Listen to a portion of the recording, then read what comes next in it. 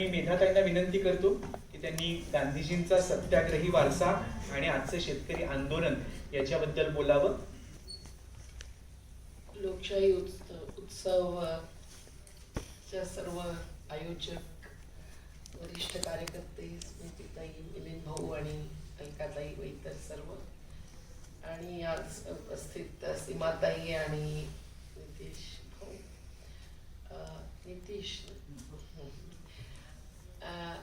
आणि आपण सर्व मित्रमैत्रिणींनो, हे निश्चित की आज अत्यंत महत्त्वाच्या मुद्द्याला तोंड फोडण्याची संधी आम्हाला सर्वांना दिलेली आहे. आपण सर्व खरं तर रोजच या आंदोलनाबद्दल वाचत ऐकत असाल, आणि तरी सुद्धा मनामध्ये अनेक प्रश्न घोटाळत असतील. त्याची उत्तरं देण्याच्या दृष्टीने ही संधी लोकशाही उत्सव समितीने दिली आहे, त्याबद्दल त्यांचे आभार मानते. आणि बऱ्याच मुद्द्यांना दोन्ही वक्त्यांनी हात घातलेला असताना आज शेतकरी आंदोलन हे नव्या प्रश्नांच्या भोवऱ्यामध्ये सापडल्याच्या परिस्थितीमध्ये हा विषय जो 26 जानेवारी नंतर दिलेला नाही आहे हे आपल्याला स्पष्ट करू इच्छिते. आधीच ठरलेलं होतं, पण आज अत्यंत महत्त्वाचा झालेला आहे असं मला वाटतं. आणि तो एक प्रकारे प्रश्नाचं उत्तर देण्यासाठीच दिलेला आहे की खरोखर हे आंदोलन जे आजचं शेतकरी आंदोलन आहे, ते राष्ट्रीय शेतकरी आंदोलन आहे, ते हिंसक आहे की अहिंसक, आणि खरोखर ते कुठल्या मार्गाने यापुढे जाऊ इच्छित आहे, आणि त्यांची क्षमता आहे का ज्या मार्गाने जाण्याची इच्छा व्यक्त केली जाते आहे किंवा संकल्प व्यक्त केला जातो आहे, त्या मार्गाने जाण्याची क्षमता या आंदोलनात आहे का, आणि मंजिल तक पोहोचे का क्या. मित्रांनो, खरोखर एक प्रकारे जनसंसदच तिथे उभी आहे. आता नितीश भाऊंनी सांगितलं त्याप्रमाणे संसदेच्या पूर्ण प्रक्रियेची पायमल्ली या 3 किसान विरोधी कायद्यांच्या निमित्तानेच नव्हे, तर एकूणच या संसदीय म्हणवल्या जाणाऱ्या लोकशाहीमध्ये गेली 6 वर्ष अगदी नित्य नियमाने पुढे पुढे जात सरकार करत आहे. आणि त्यामुळे संसदच नव्हे तर लोकशाहीच वाचवण्याचं एक आव्हान आपल्या देशापुढे उभं असताना त्या खासदारांना तिथे प्रश्न विचारायचीही सोय नाही. तो प्रश्नोत्तराचा अवकाशच काढून टाकलेला आहे. तर मग जनसंसदेमध्येच प्रश्न उठवावेत आणि जनसंसदेमध्येच उत्तर मिळवावेत. हा संकल्प जर शेतकऱ्यांनी आणि कष्टकऱ्यांनी केला नाही तर मग काही वाचणं शक्यच नाही, हे आपणही मान्य करा.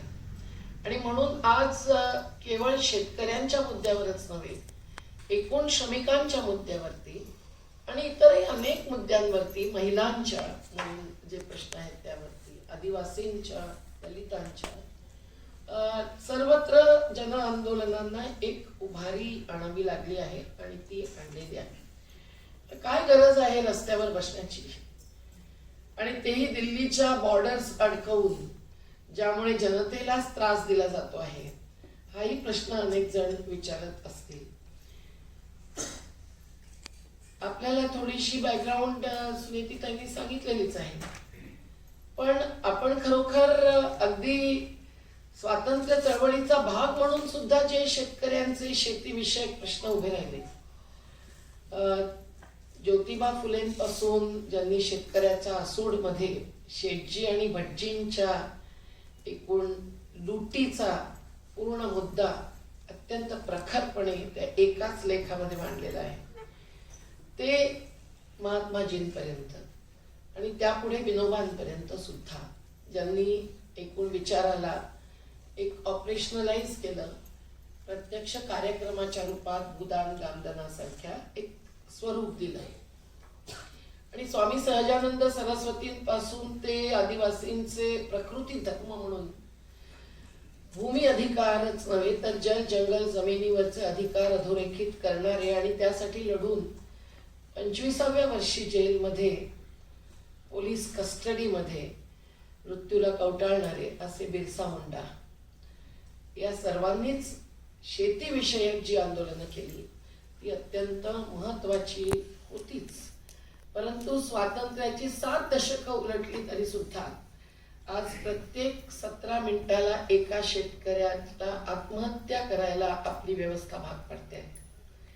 आणि यामुळे जर आपलं हृदय हेलकावत नसेल तर मग आपण जे बाणगुळी जीवन जगतो, शहरवासियांच्या पुढे बोलते म्हणून म्हणते, ज्याचा आधार आजची शेती, शेतकरी, कष्टकरी सर्व प्रकारच्या आपल्या सोयी सवलती, उपभोग, लाभ, सुख हे सगळं जे आपल्या पायाशी आणून ओतत राहतात आणि त्यामध्ये श्रम गाळत राहतात, रक्त सुद्धा सांडतात, त्यांचे मुद्दे कसे उठवणार ते आपण विसरून जाऊ इच्छितो का, याचं उत्तर आपण स्वतःला द्यायला पाहिजे. आणि म्हणून मंदसौरमध्ये ज्या वेळेला हत्या झाली 6 शेतकऱ्यांची, ज्यांचा लसूण त्यावेळेला 1 आणि 2 रुपये किलोने विकला जात होता, आज अस्तित्वात असलेल्या मंडीमध्ये सुद्धा. आणि मंदसौरची स्थिती थोडी वेगळी आहे, तिथे गांजाची शेती होते पण शेतकऱ्यांना सरकारच मंजुरी देतं. पण तरी सुद्धा या अन्न उत्पादनावरती त्यांचं जीवन आणि आजीविका असतो, तरी त्यांनी केवळ योग्य भाव मागण्यासाठी आंदोलन केलं तर अत्यंत निरपराध लोकांची, अहिंसक आंदोलनकारींची हत्या केली.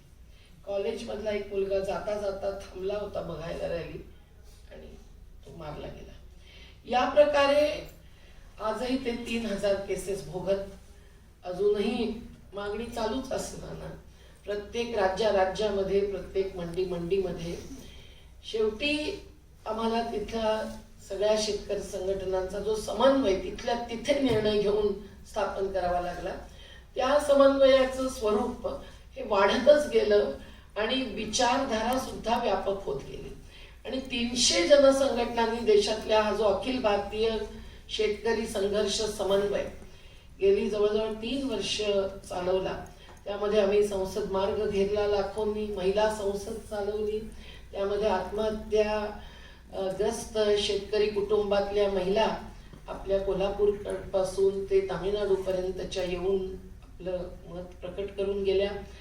सर्व काही झालं आणि शेवटी एक मिनिमम कॉमन अजेंडा म्हणून 2 मुद्दे शेतकऱ्यांना जर त्यांचा जीव वाचवायचा असेल आणि आपल्याला शेती आणि किसानी जर वाचवायची असेल तर अत्यावश्यक मुद्दे आहेत. म्हणून संपूर्ण कर्जमुक्ती आणि हर उपज का सही दाम या 2 मुद्द्यांवरती 2 विधेयकं आम्ही शब्द तपासून घेत ड्राफ्टिंग करून लोकसभा आणि राज्यसभेमध्ये प्रस्तुत केली. आज त्याला 2 वर्षाहून अधिक काळ उलटला. राष्ट्रपतींपर्यंत गेलो. 10,000 किलोमीटरची राष्ट्रीय यात्रा झाली. त्यामध्ये राजू शेट्टींपासून आनंद मौलांपर्यंत, योगेंद्र यादवांपासून अतुल कुमार अंजानंपर्यंत सर्व सामील होते. आमचा जन आंदोलनांचा राष्ट्रीय समन्वय सुद्धा. पण अजून काही त्यावरती स्पेशल किसान संसद सत्र घेण्याची मागणी त्याकडे काही लक्ष देऊ इच्छिलं नाही. उलट 2014 पासून मोदी सरकार सत्तेवर आल्यानंतर जे वैश्वीकरण, उदारीकरण आणि खाजगीकरण हे 1980च्या दशकापासूनच पुढे रेटलं गेलेलं आहे, हेही मान्य करायला पाहिजे. त्याला शेतीच्या क्षेत्रात घुसवण्याचा एक भयावह प्रकार आणि निर्णय यांनी नेमलेल्या विविध कमिट्या आणि अगदी नीती आयोग पर्यंत यांच्या रिपोर्ट्स आणि शिफारशींमधून आपल्याला दिसून येतो आहे. आणि त्याचं वर्णन करावं तितकं थोडंच आहे. पण एकच उदाहरण सांगते की 2016 मध्ये नीती आयोगाने शिफारिश केली की या देशामधली राशन व्यवस्था संपवण्यास काही हरकत नाही, उलट ती संपवावी आणि डीबीटीच्या मार्गाने अकाउंटमध्ये थोडे पैसे घाला. आता 15 लाखांची घोषणा करून जे काही लोकांनी पाहिलं आणि भोगलं त्या लोकांपर्यंत हे पोचलंही नाहीये. पण नाहीतर आमच्या कष्टकरी महिला लॉकडाऊन मध्येच केवळ नाही तर वेगवेगळ्या प्रकारे मग त्या शेतमजूर महिला असोत, पशुपालक महिला असोत, अगदी बकरी पालन करणाऱ्या, आमच्या वनोपजवर जगणाऱ्या आदिवासी असोत, चरागाहावरती आपलं उत्पन्न काढणाऱ्या महिला असोत, की दलित शेतकरी, आदिवासी शेतकरी जे सुद्धा आता सेटल्ड ॲग्रिकल्चर म्हणून कुठेतरी शेती हाच आजीविकेचा एक पर्याय आणि आधार मानून जगतायत. या सर्वांना या डीबीटी मधून अशा प्रकारे पैसे घालणं, ज्यामध्ये पुरुष प्रधान व्यवस्था हवी होणारच, आणि लॉकडाऊन मध्ये झाली त्याप्रमाणे किंवा त्याही पेक्षा अधिक दारूच्या दुकानात पुढेच रांगा लागणार, रेशन दुकानं राहणारच नाही.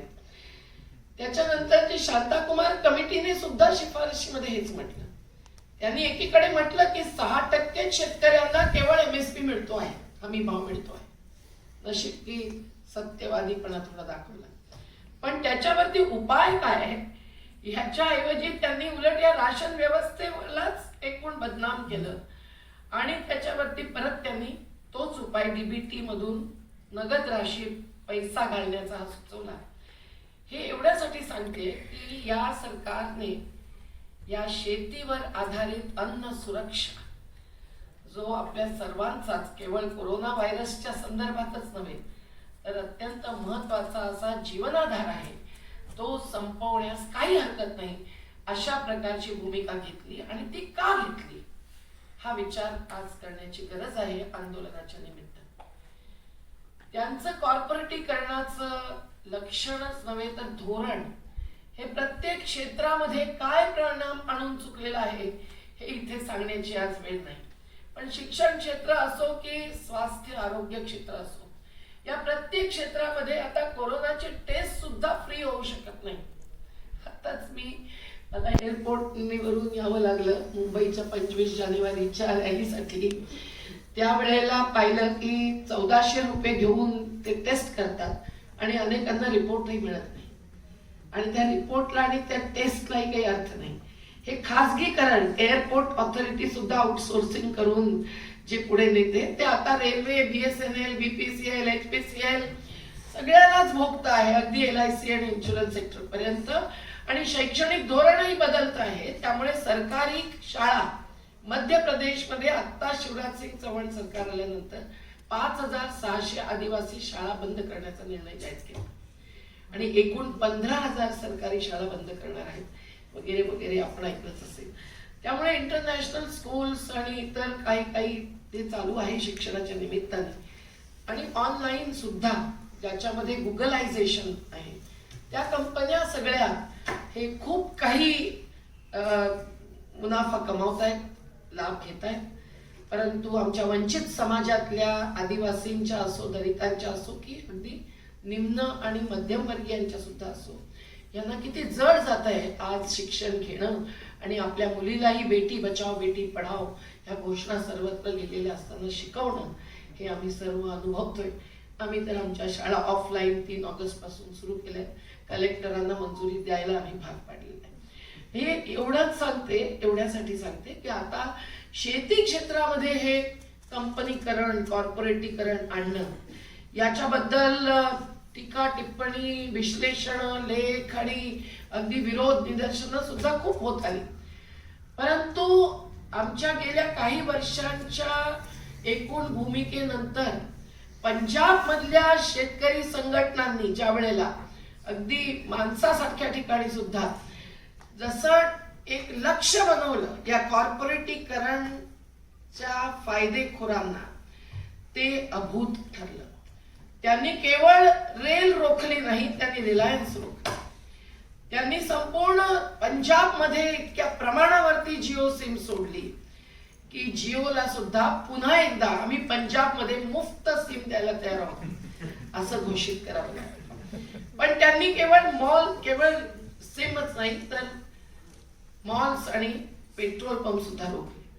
या पंजाबच्या संघटना आणि त्यांनी उठवलेला हा आवाज हा खरोखर कॉर्पोरेटीकरणाच्या विरोधामध्ये, म्हणजेच शेतकरी आणि उद्योगपती यांच्या मधल्या विषमतेला आव्हान देणारा आणि त्याच्या विरोधात उठलेला आवाज ठरला आहे. आणि म्हणून आपण जाणताच की आझादी आंदोलनाची आठवण आज लोक काढतायत. माफ खरं माझी हिंदी शब्द आणि मराठी फार घोळ होणार आहे, एवढं समजून घ्या, रोज भाषा बदलते. पण त्या स्वातंत्र्य चळवळीमध्ये 2600 पैकी 2100 शहीद, 2100हून अधिक हे पंजाबचेच होते. आणि ती गुरु गोविंद सिंगांची प्रेरणाची एक प्रकारची सेना होती. ती सशस्त्रतेलाही नाकारणारी नव्हती, परंतु ती एकूण स्वातंत्र्याच्या दिशेने पुढे नेणारी होती. आणि त्यावेळेचं ते युद्ध एक वेगळं युद्धच होतं. पण या पंजाबच्या ज्या सेनेने अगदी स्वातंत्र्यामधल्या जालियनवाला बाग पासून सर्व काही भोगलेलं आहे, त्यांची अगदी ही सरफरोशी की तमन्ना अब हमारे दिल में है, देखना है जोर कितना बाजुए कातिल में है, अशा प्रकारची भावनाच नव्हे तर भूमिका आणि क्षमता आणि तयारी ही आज या आंदोलनामध्ये प्रकट होते.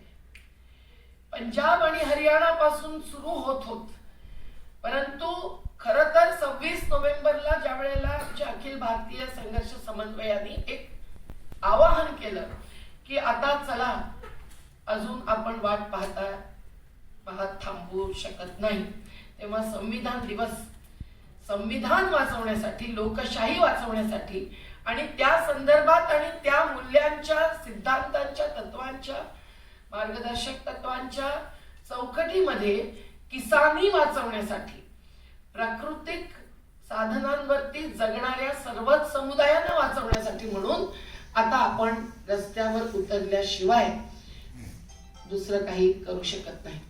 आणि हे आवाहन हे अनेक संघटनांनी स्वीकारलं. आमच्या 300 संघटनांबरोबर इतर समन्वय आले आणि समन्वयों समन्वय बनवून संयुक्त किसान मोर्चाचे 500 संघटना या आज सामूहिक नेतृत्वाने हे आंदोलन पुढे नेत आहेत.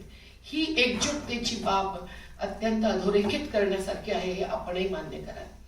आणि म्हणून मोदींचे आभारच मानले पाहिजेत की त्यांनी एवढी एकजुटता आणण्याची आणि टिकवण्याची एक प्रकारची संधी आम्हाला मिळवली.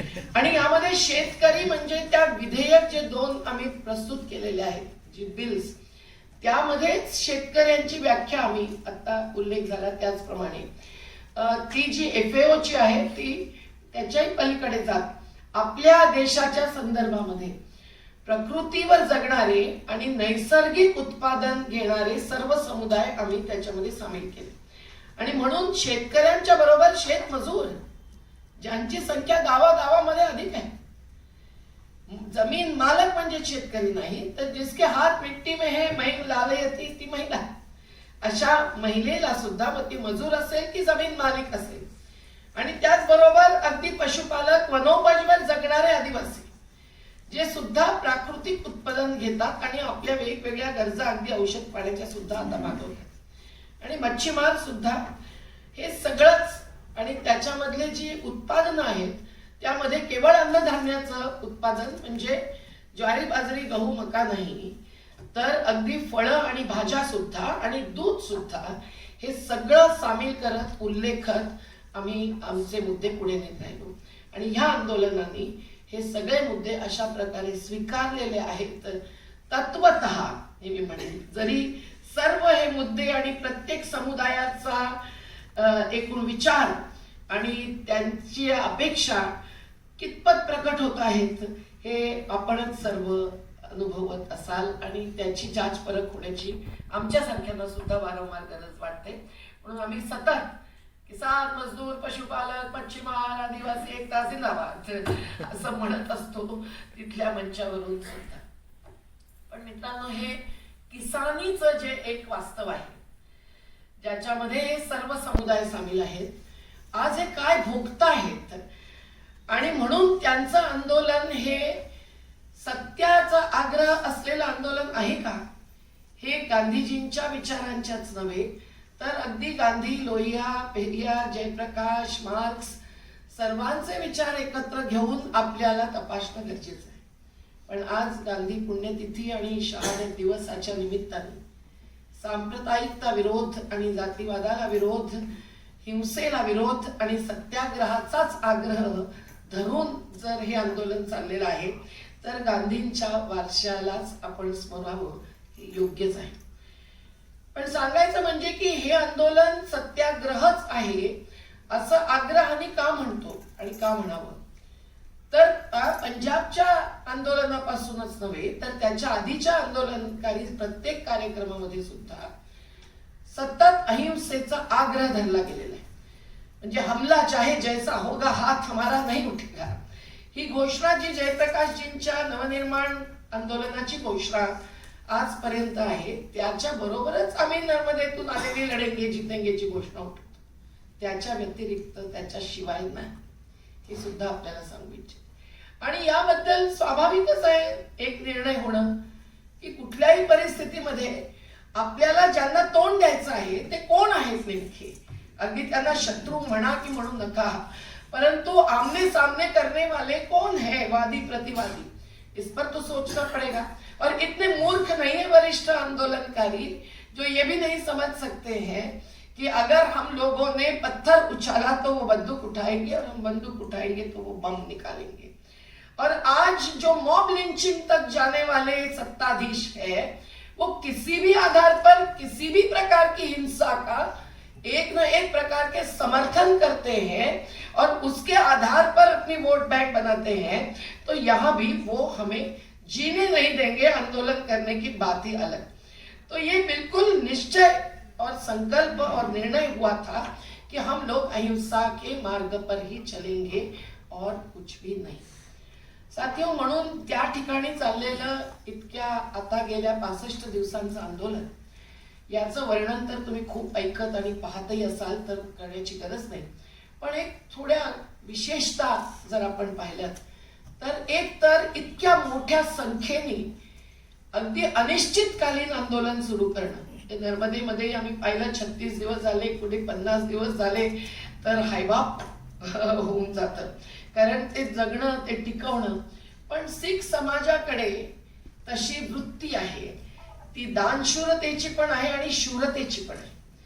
आणि ते त्यांचं दातृत्व आणि कर्तृत्व हे त्यांच्या शीख समाजाच्या परंपरेलाच नव्हे तर त्यांच्या वेगवेगळ्या ज्या लढाया झालेल्या आहेत त्याला धरून पुढे गेलेला आहे.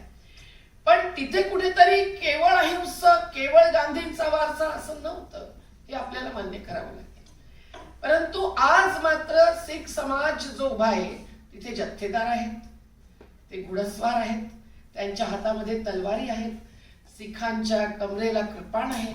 परंतु हे सर्व एक धार्मिक प्रतीक म्हणून सरकारनेही मान्य केलेली, कायद्यानेही मान्य केलेली आहे. आणि म्हणून ते एका ठिकाणी उभे आहेत तर हे आंदोलन हिंसक होणार किंवा आहे असं म्हणणाऱ्यांनी हेही समजून घ्यावं की त्या प्रत्येक सीमेच्या समोर जे उभे आहेत ते हजारो सैनिकच आहेत. ते आर्मी मॅन आहेत, ते रिझर्व पोलीस फोर्स आहेत आणि ते आपले पोलीस आहेत. आणि त्या सर्वांच्याही कडे बंदुका, लाठ्या, काठ्या सगळं काही आहे. अगदी उभ्या त्या तलवारी दिसत नसल्या तरी सुद्धा. पण हे सगळं इथपर्यंत पण गेलंच कसं? खरं तर रामलीला मैदानावरती आंदोलन होणार होतं. आमच्या 300च्या समन्वयाने मागणी केली होती अगदी सप्टेंबर पासून आणि ती मौखिकरित्या मंजूर केल्यानंतर आम्ही हा कार्यक्रमाचं आवाहन केलं की चलो दिल्ली. आणि नंतर त्यांनी त्यांची भूमिका बदलली. आता हे खरं काय खोटं काय कळू नये असं जे वातावरण आज देशामध्ये आहे त्यामध्ये काही नवलायचं नव्हतंच, आमची तयारीच होती. पण त्यांनी जेव्हा ती मंजुरी दिली नाही तेव्हा मग आम्ही जाहीर केलं की आता तर आमचं आवाहन पोहोचलेलं आहे, लोक तयार आहेत, निघालेत जवळजवळ आणि तुम्ही नाकारताय तर मग ठीक आहे, जहां आप रोकेंगे वहां हम रोकेंगे. तेव्हा बॉर्डर्स आणि सीमा ज्या रोखल्या त्या केंद्र सरकारने रोखल्या, आम्ही रोखल्या नाहीत, हे निक्षून सांगणं आवश्यक आहे. आणि म्हणून घेरा डालो डेरा डालोचं आंदोलन झालं आणि तिथे बसले. आजपर्यंत त्या आंदोलनाचा एकूण कारभार जर आपण पाहिला तर कुठे चीन आणि पाकिस्तानची मदत तर सोडाच, परंतु तिथे गावागावातून येणारे थंडी सहन व्हावी म्हणून अनेक क्विंटलचे लाडू, अगदी नाचणीचे आहेत की नाही मला माहिती नाही, परंतु हे सगळं जे तिथे येऊन पुरवलं जात आहे त्याबरोबर अर्थात पंजाब के किसान अगर लढ रहे हैं, आपल्यापैकी कोणी जर उपोषणाला बसलं तर आपले साथी समर्थकच उभे राहतात, त्या राज्यातले त्या क्षेत्रातले येतात. तशा प्रकारे ते सर्वात जास्त ताकद घेऊन आलेले आहेत. याबद्दल काही नवल नाहीये. आणि यामध्ये चीन पाकिस्तानचा नाही. हा अर्थात त्यांचे एखादा मुलगा प्रत्येक घराघरातला जवान आहे, तो शिपाई आहे, सैनिक आहे, तो कमावत असेल आणि त्यांचा एखादा माणूस UK मध्ये पण असेल, कॅनडामध्ये सुद्धा असेल, हे नाकारता येणार नाही. पण ते सर्वांना अधिकार आहे आंदोलनाला पाठिंबा देण्याचा. FDI इतक्या मोठ्या प्रमाणावर लॉकडाऊन मध्ये सुद्धा येत आहे आणि सरकार त्याच्याच आधारावरती सर्व गव्हर्नन्स चालवतं. 40,000 कोटी रुपये करोनाग्रस्तांच्या नावाने 9 एग्रीमेंट्स करून इंटरनॅशनल फायनान्शियल इन्स्टिट्यूशन्स कडून घेतं आणि तरी ते करोनाग्रस्तांच्या तोंडापर्यंत क्वचितच पोचतं. तर मग यांना काय तो अधिकार नाही का? हाही प्रश्नाचं उत्तर आपल्याला द्यावं लागेल. परंतु हे सर्व जे तिथे चाललेलं आहे ती त्यांची उदारतेची परंपरा, जी लंगरची परंपरा आहे. आमची सर्व आंदोलनं जेव्हा जेव्हा दिल्लीमध्ये झालेली आहेत, गुरुद्वाराचे लंगर जर नसता तर आम्ही एकही रॅली काढू शकलो नसतो. एक मी तुम्हाला सांगू इच्छिते. आमच्या बायका काही तिथे जाणार, त्या काही लंगर मध्ये आपली कार सेवा देणार आणि सगळ्यांनी सकाळपासच्या नाश्त्यापासून रात्रीच्या जेवणापर्यंत तिथे जेवण करणार. अशा प्रकारची उदारता आणि खुलेपणा हा आज त्या आंदोलनामध्ये दिसतोय. आणि म्हणून या एक एक बॉर्डरवरती आज जे ट्रॅक्टर्स आहेत ते पण ट्रॅक्टरवाल्या किसानांचेच केवळ आहेत म्हणून ते आंदोलनही ट्रॅक्टरवाल्यांचं आहे हेही खरं नाही. तिथे शेतमजूर, पशुपालक, छोटे छोटे किसानी मी म्हटलं त्याच्यामध्ये शेती संबंधित उद्योगही येतात, ज्याच्यामध्ये सर्वात जास्त रोजगार आहे, महिलांचाही आहे, पुरुषांचाही आहे. आणि त्याची सगळी संख्याही खरोखर आपल्या पुढे नाहीच आहे. कारण 60% 70% अधिक शेतकरी जर 5 एकरच्या हून खाली जमीन धारणा असलेले आणि किंवा 10 एकर पर्यंतचे मला वाटतं ना, छोटे आणि सीमांत दोन्ही धरून हे 70% पर्यंत जातात. तर मग त्यांच्या जोडीचे उद्योग हे सुद्धा शेतीमध्ये असणारच आणि त्याची गरज आहे. त्याच्याशिवाय शेती सुद्धा चालू शकणार नाही आणि शेती मालाचा उपयोगजन्य वस्तूमध्ये रूपांतर होऊ शकणार नाही. नाहीतरी संविधान सुद्धा कॉटेज इंडस्ट्रीजला एवढं महत्व देते की आर्टिकल 43 आपण वाचलं तर रोजगाराचा आणि कामाचा अधिकार त्याच्याबरोबर जोडते. गांधीजींच्या व्यापक विचारामध्ये जी एक पर्यायी अर्थव्यवस्था होती ती हीच होती. तेव्हा या किसानी अर्थव्यवस्थेमध्ये असलेल्या प्रत्येकाला या आंदोलनात येणं आवश्यक आहे, त्यांचा अधिकार आहे आणि ते तिथे सामील आहेत हे आपल्याला नाकारण्याची काही गरज नाही. कोणी डॉक्टर मोठी 5 वाजता आपल्या सफाई कामगारांच्या हातामध्ये जी झाडू दिसते ती घेऊन तिथे गाजीपुरा बॉर्डर मध्ये आपलं रोजचं कार्य करतोय.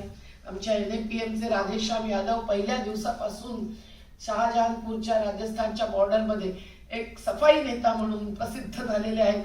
खूप काही आहे तिथे जे सांगण्यासारखं सुद्धा नाहीये.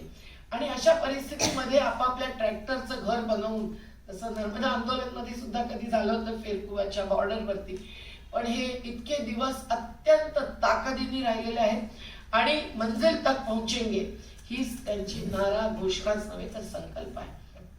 मित्रांनो, अशा प्रकारचं हे आंदोलन जे मागणी करत आहे त्या मागण्यांबद्दल बरंच काही आता बोललं गेलेलं आहे. पण मी थोडंसंच त्याच्यामध्ये भर घालू इच्छिते की खरोखर हा जो विरोध या 3 कायद्यांना आहे तो विरोध या कंपनी करणार आहे.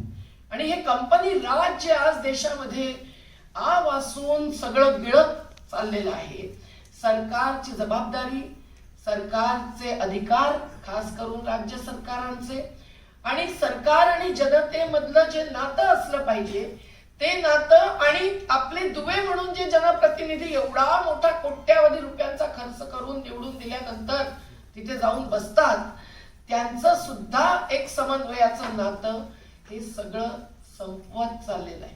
आणि अशा परिस्थितीमध्ये आपल्याला आवश्यकच आहे की ह्या कॉर्पोरेटीकरणामुळे, या कंपन्यांच्या घुसपैठी यांच्यामुळे जे काही संपूर्ण संसदीय लोकशाहीची चौकटच तोडणं मोडणं होत आहे, त्याला आव्हान देणाऱ्या या आंदोलनामध्ये आपणही सहभागी व्हावं आणि समजून घ्यावं की हा विरोध आज अत्यावश्यक का आहे.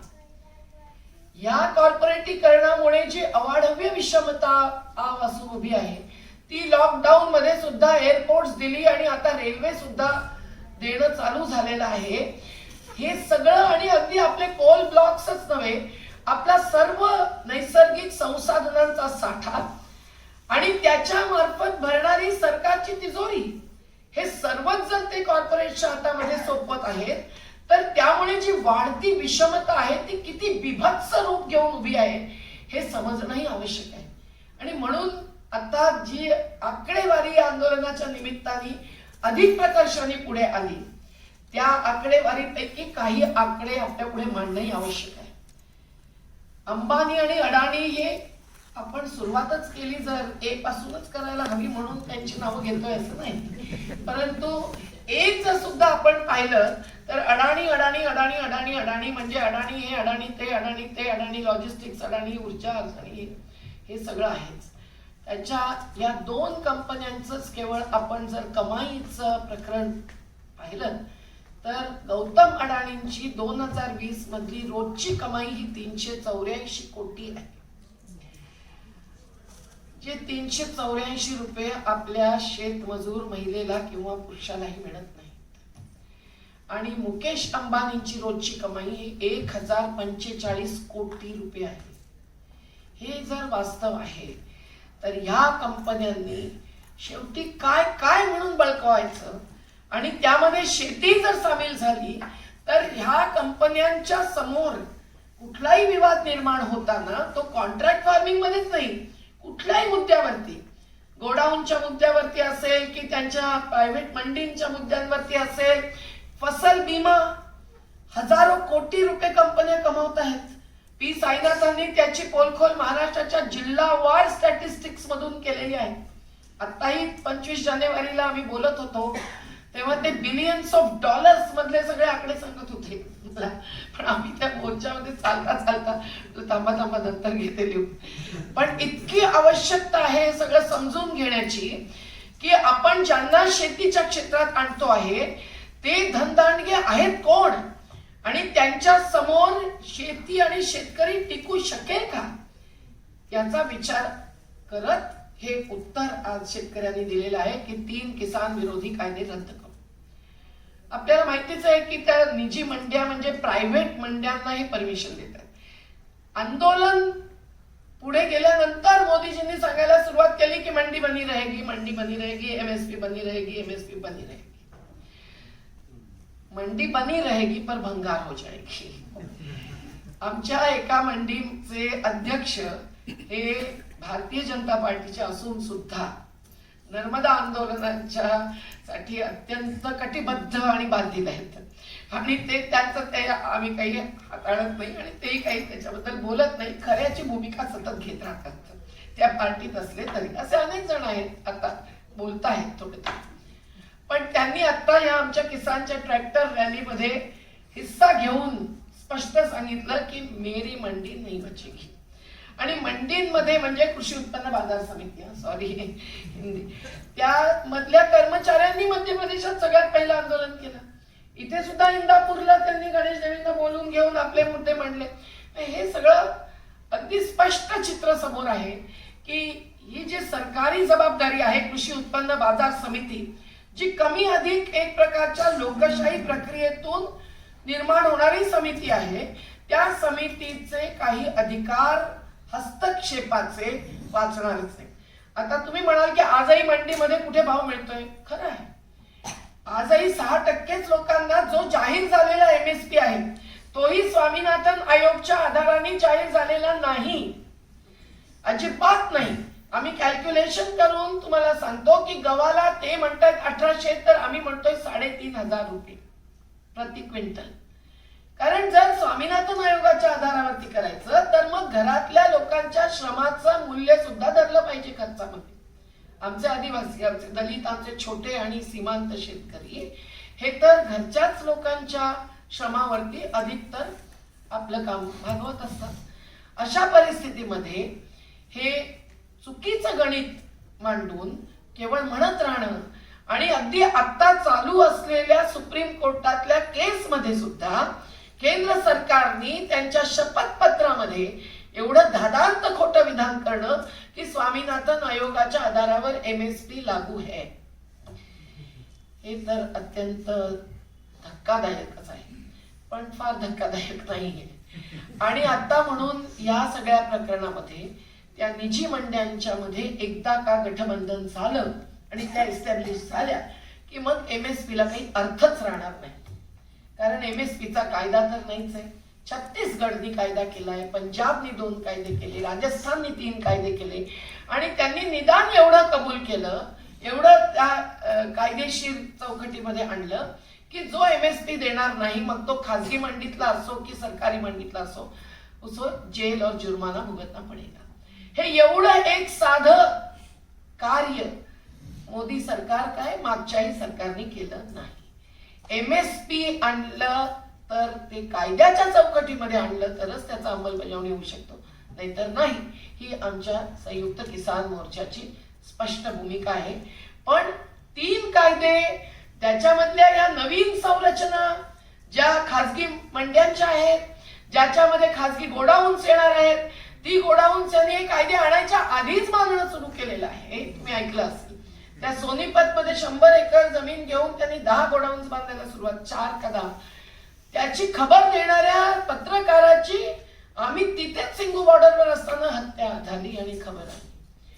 अडाणींनी तर आतापर्यंत 4-5 राज्यांच्याच धान्याची साठवण, FCI कडे गोडाऊन्स नाहीत, बांधता येत नाहीत का? येऊ शकतात, पण गोडाऊन्स नाहीत, कमी पडतायत. म्हणून स्वतःच्या गोडाऊन्स मध्ये 5 लाख मेट्रिक टन धान्य साठवलं, ज्याच्यावर आता कॉम्प्ट्रोलर आणि ऑडिटर जनरलचा रिपोर्ट सांगतो यांनी 1.25 रेंट घेतला आणि तीही कमाई केली. जे प्रत्येक मुद्द्यामध्ये प्रॉफिट ओव्हर पीपल, हेच तर त्यांचा सिद्धांत आणि तत्व आहे. आणि अशा कंपन्यांना आता खाजगी मंड्या, ज्यामध्ये टॅक्स तर नाहीच पण MSP चा सुद्धा कुठलाही अट नाही, आणि खाजगी गोडाऊन्स आणि खाजगी कॉन्ट्रॅक्ट्स हे घेण्यासाठी जे मंजुरी देत आहेत ते अगदी आता पहिल्यांदाच होत आहे सगळं काही, असंही म्हणण्याची गरज नाही.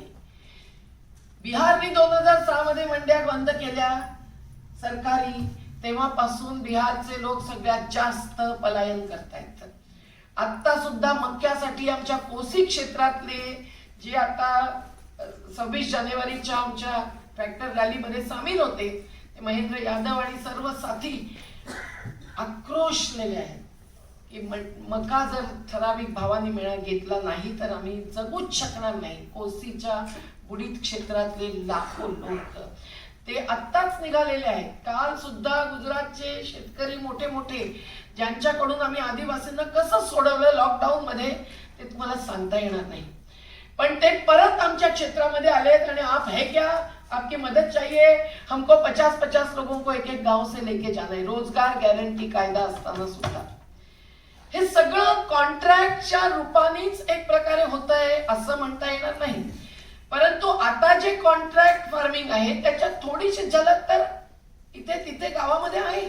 कोणी कोणाला आपली शेती देतं, माझी काही कपॅसिटी नाहीये किंवा तू कर असं भावाला सांगतं, किंवा शेजारच्याला सांगतं, किंवा एक विधवा दलित महिला आणखी कुणाला सांगते. परंतु ते वेगळं.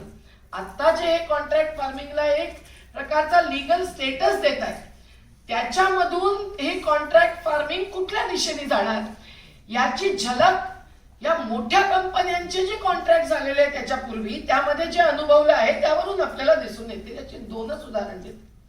आता आमच्या मध्य प्रदेशातल्या नर्मदा खोऱ्यातल्या होशंगाबाद जिल्ह्यामध्ये 10 एकर वरती धान्य म्हणजे काय म्हणतो तांदूळ, पॅडी, तांदूळ पिकवणारे हे पॅडी आणि राईस मध्ये भात पिकवणारे शेतकरी यांचा फॉर्च्यून कंपनीशी, कोणाची कंपनी आपल्याला माहितीच असेल, अडाणीचे, या फॉर्च्यून कंपनीशी जो करार झाला होता त्या करारावरती कंपनीच्या तर्फे एक अंगठा सुद्धा नव्हता आणि शेतकऱ्यांनाही कळलंच नाही आणि त्यांनी अगदी खुशीने दिलं. आणि नंतर ज्या वेळेला त्यांचा भात तयार झाला त्यावेळेला त्यांनी नाकारलं आणि म्हटलं की नाही, आम्ही नाही घेऊ शकत, तुमच्या धान्यामध्ये विष आहे. त्यांना म्हणायचं होतं की तुम्ही पेस्टिसाइडचा वापर केला. हे तर तुम्हाला माहितीच होतं, आम्ही सतत करत होतो, तर त्या कॉन्ट्रॅक्टमध्ये एवढा काही तपशील येत नाही.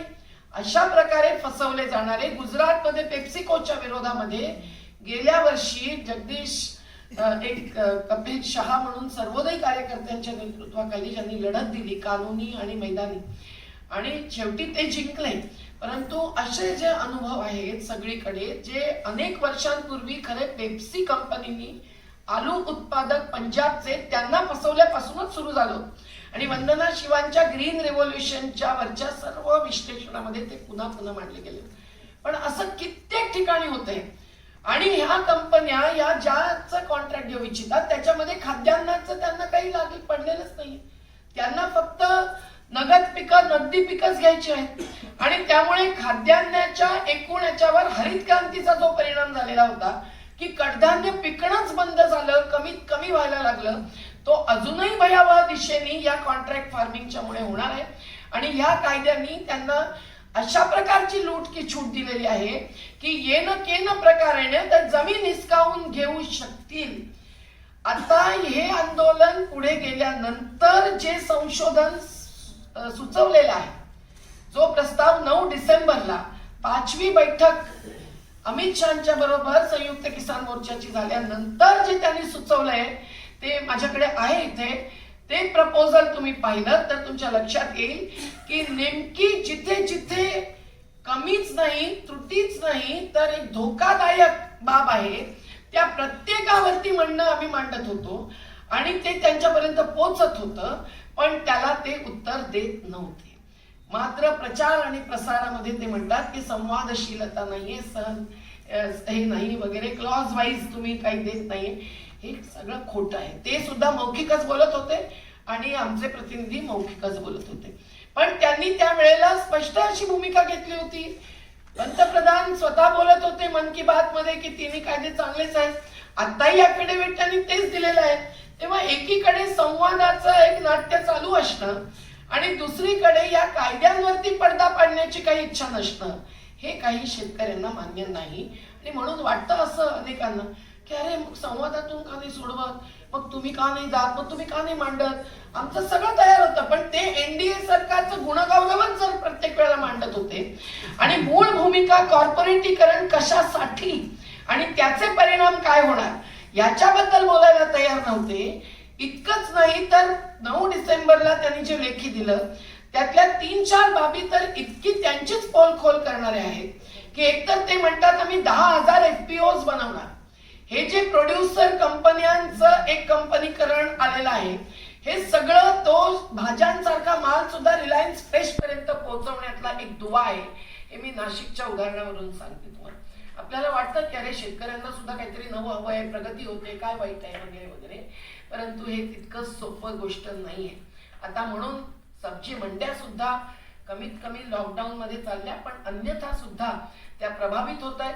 आणि प्रत्येक जण जर पॅकेज मध्येच कोथिंबीर, केवळ लसूणच नाही, आणि अगदी तो 80 रुपयाला मिळणाऱ्या मकाईचं कणीस रिलायन्सच्या मॉल मधून जर घेत असेल आणि त्याला आपण सर्व जर जबाबदार असू, तर मग शेतकऱ्यांना असाच लढा देऊन या कॉर्पोरेट्सचा जो भ्रष्टाचार आहे आणि जो विषमतेपोटी आणलेला थोपवलेला अत्याचार आहे त्याला रस्त्यावरती येऊन तोंड फोडण्याशिवाय गत्यंतर नाही.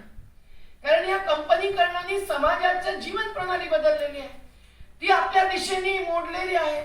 आपल्या हाताबातात सुद्धा आजूबाजूला अनेक मोठमोठ्या कंपन्यांचेच प्रॉडक्ट्स आणि सगळे साधन आहेत.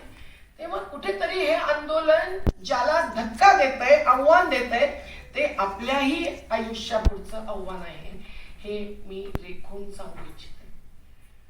दुसरी गोष्ट म्हणजे की ह्या 3 कायद्यांमधला जो तिसरा कायदा आहे त्यामधून ते राशन व्यवस्था तर संपवणारच.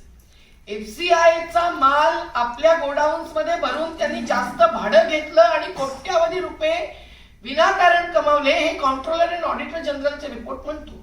पण त्याच्या पलीकडे आता FCI गोडाऊन भरेलच कशाला.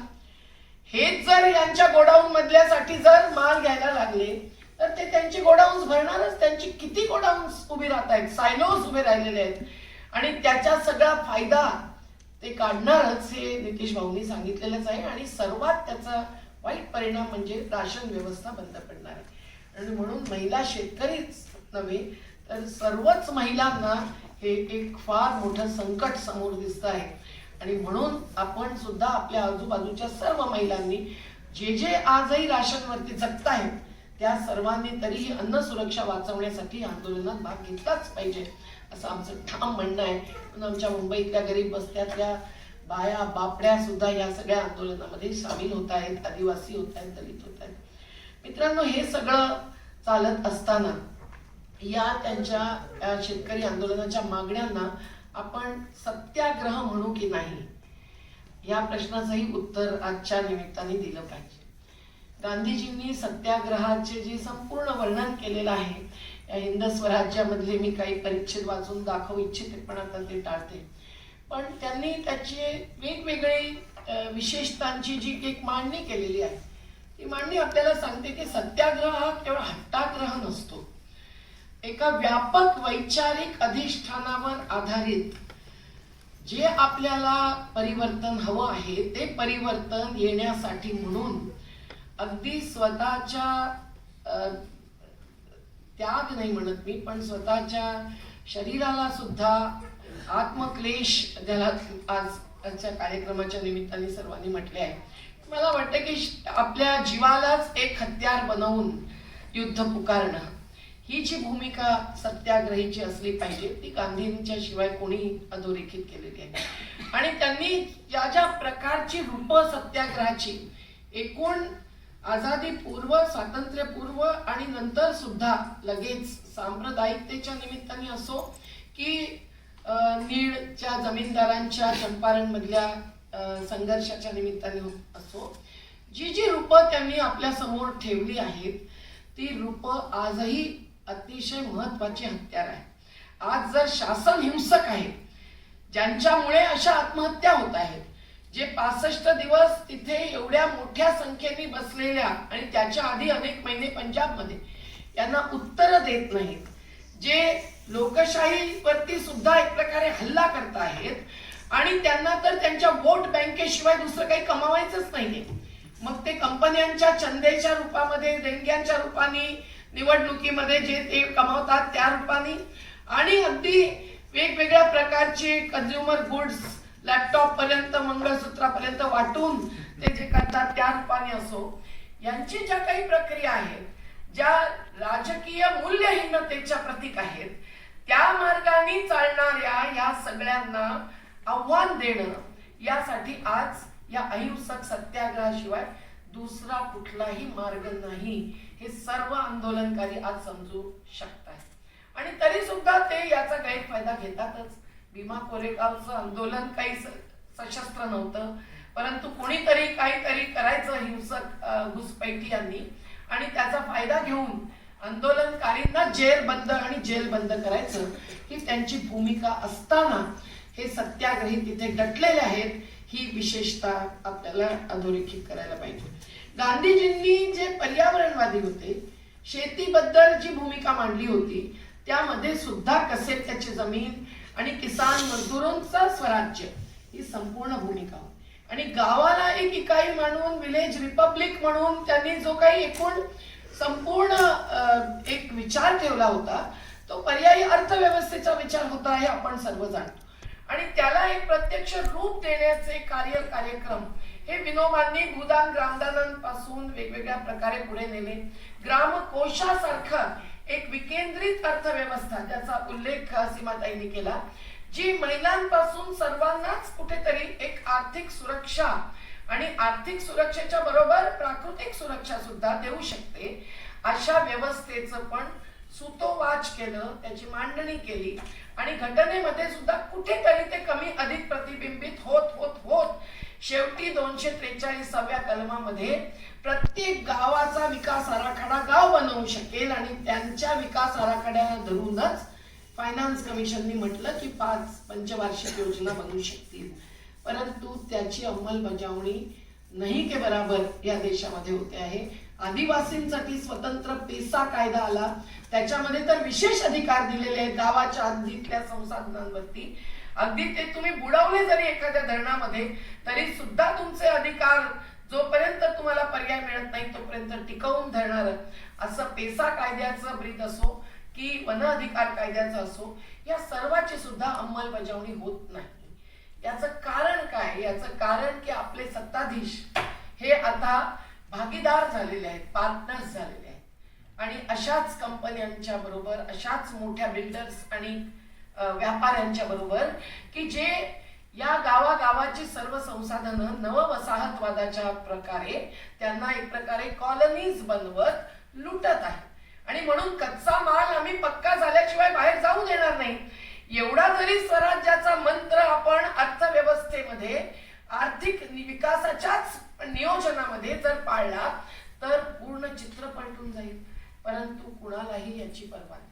आणि म्हणून घटनेतल्या अनुच्छेद 39 प्रमाणे सुद्धा जर मुट्ठी भरों के हाथ में सत्ता संपत्ति केंद्रित न होते हुए ही आर्थिक विकास होना चाहिए, तर आज तर वेल्थ टॅक्स सुद्धा नाही. लॉकडाऊन मध्ये सुद्धा त्या 40,000 कोटी वर्ल्ड बँक आणि एशिया डेव्हलपमेंट बँक कडून आणण्याच्या ऐवजी काही वेल्थ टॅक्स लावला असता मोठमोठ्या संपत्ती खोरांच्या वरती आणि तो जर योग्य दिशेने वाढवला असता थोडासा, ज्याची मागणी अनिल सदगोपालन आम्ही सर्वांनी केली, पण तेही करणे नाही. यांना तर त्यांची संपत्ती वाढवायची आहे आणि या 2014 ते 2020च्या काळामध्ये पुन्हा त्याच दोघांची नावं आपण घेऊया उदाहरण म्हणून. अडाणी आणि अंबानींची संपत्ती ही 6 वर्षात 6 पटीने वाढलेली आहे. आता त्यांच्या संपत्तीची किंमत किमान 1 ते 1.5 लाख कोटी रुपये झालेली आहे आणि रोजची कमाई होतेच आहे आणि ती सुद्धा सर्व गिनतीमध्ये नसेलच. महिलांचे श्रम नाही तर यांचं धन नाही. अशा प्रकारच्या परिस्थितीमध्ये हे आंदोलन सत्याचाच आग्रह धरणारं आंदोलन मानलं गेलं पाहिजे आणि हा सत्याचा जो आग्रह आहे, जो गैरबराबरी के खिलाफ आहे, जो समता आणि न्यायाच्या बाजूने आहे, तो जर या देशामध्ये आला नाही तर आपण लढतच राहू, बोलतच राहू, परंतु लोकांची, सर्वसाधारणांची किमान गरज भागवण्यासाठी आपल्याकडे पुरेशी संसाधन आहेत हे सांगणाऱ्या गांधीजींचा वारसा आपण पुढे नेऊ शकणार नाही.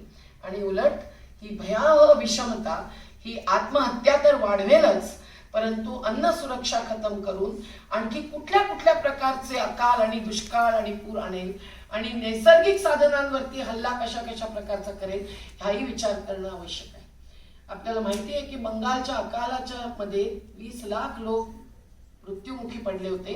तेव्हा हा अत्यावश्यक वस्तू अधिनियमचा 1955चा कायदा त्याच्यानंतर आलेला होता आणि त्या कायद्यामध्ये अत्यावश्यक वस्तूंमध्ये जर खाद्यान्नच त्यांना ठेवायचं नाहीये तर यांना खाद्यान्नाची एक किमान गरज सुद्धा सर्व नागरिकांची पूर्ती करण्याची इच्छा नाहीये, त्यांना गरज वाटत नाही, संवेदना नाहीये. त्यांना बस यांच्या तिजोऱ्या भरायच्या आहेत, ज्यांच्या तिजोऱ्या ऑलरेडी भरलेल्या आहेत.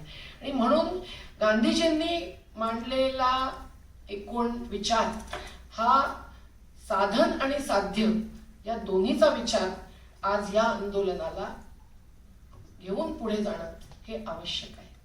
पण तो संपूर्ण विचार या आंदोलनात आताच प्रतिबिंबित झालेला आहे असं मला काही म्हणावंसं वाटत नाही. मी तुम्हाला सांगते, कारण जैविक शेतीची गोष्ट असो की GM फूड्सवरची बाब असो की सहकारीकरण असो शेतीतलं, महिला शेतकऱ्यांचा एक अधिकार, ज्यांचे श्रम 2/3 लागतात, हे जर्मनच्या रिसर्चर्सच्या एका पुस्तकावरून मी सांगते, आणि कमाईत मात्र 10%च वाटा असतो आणि अधिकारामध्ये तर 1 ते 2%च.